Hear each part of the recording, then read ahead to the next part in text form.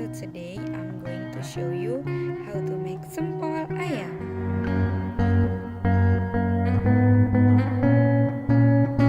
First of all, prepare the breast meat which has been mashed.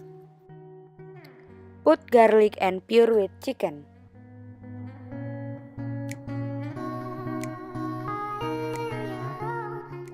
After that, put some salt and some sugar.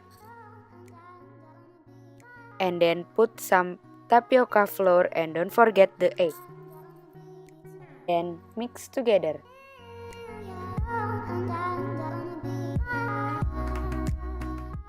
Cut the leeks and put into the mixture.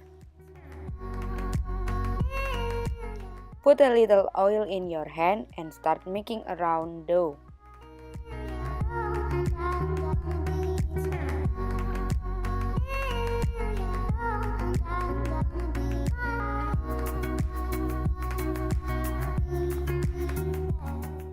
Then heat the pan and add the mixture.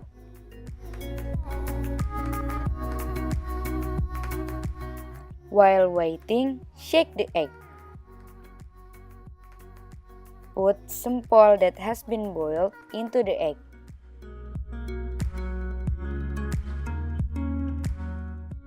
Preheat the oil and insert sempol.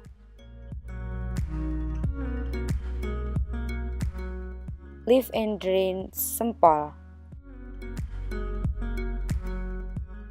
Give some vegetable and sauce, and now sempol is ready.